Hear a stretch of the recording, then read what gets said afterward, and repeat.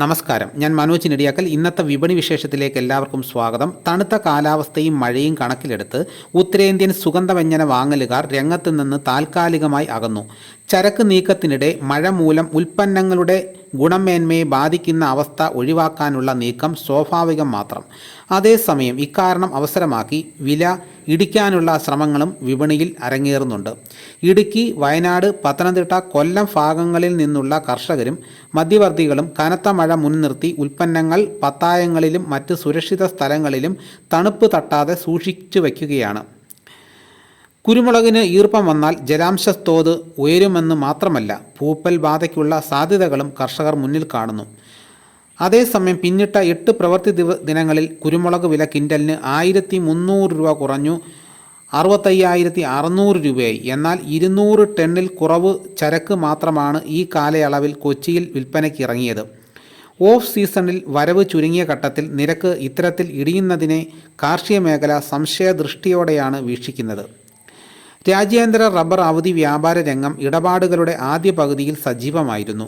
Japan, Singapore, Chinese മാർക്കറ്റുകളിൽ നിക്ഷേപകർ കാണിച്ച ഉത്സാഹം റബ്ബറിനെ ഈ മാസത്തെ ഏറ്റവും ഉയർന്ന നിലവാരത്തിലേക്ക് കൈപിടിച്ചുയർത്തി.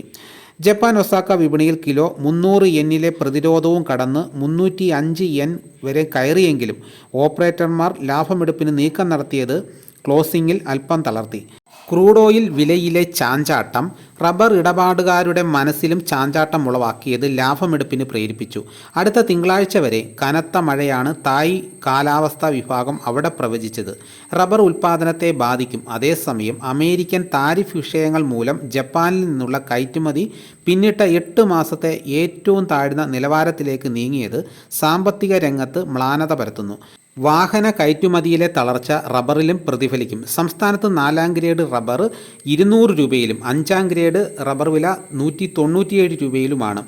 ഒരു വിഭാഗം സ്റ്റോക്കിസ്റ്റുകൾ ഏലക്ക വിറ്റുമാറാൻ ഉത്സാഹിച്ചു. വണ്ടംമേട്ടിൽ നടന്ന ഏലക്ക ലേലത്തിൽ 41,092 കിലോ ചരക്ക് വിൽപ്പനയ്ക്ക് എത്തിയത് 40,882 കിലോയും കയറ്റുമതിക്കാരും ഉത്തരേന്ത്യൻ വാങ്ങലുകാരും ചേർന്ന് ശേഖരിച്ചത് ഉൽപ്പന്നത്തിന് താങ്ങായി.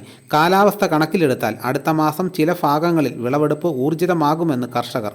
വിദേശ വിപണിയിൽ പ്രിയമേറിയ വലിപ്പം കൂടിയ ഇനങ്ങൾ കിലോ 3,097 രൂപയിലും ശരാശരി ഇനങ്ങൾ 2,508 രൂപയിലും കൈമാറി. ഇതാണ് ഇന്നത്തെ വിപണി വിശേഷങ്ങൾ. ഇതോടുകൂടി വീഡിയോ ഇവിടെ പൂർണ്ണമാകുന്നു. ഇതേപോലെയുള്ള വീഡിയോസ് നോട്ടിഫിക്കേഷനായി കിട്ടാൻ ചാനൽ സബ്സ്ക്രൈബ് ചെയ്യാത്തവർ ചാനൽ സബ്സ്ക്രൈബ് ചെയ്ത് നോക്കുക. എല്ലാവരും ഒന്ന് ലൈക്ക് സപ്പോർട്ട് ചെയ്യണം. മറ്റൊരു വീഡിയോയുമായിട്ട് ഉടനെ എത്താം. എല്ലാവർക്കും എൻ്റെ നന്ദി.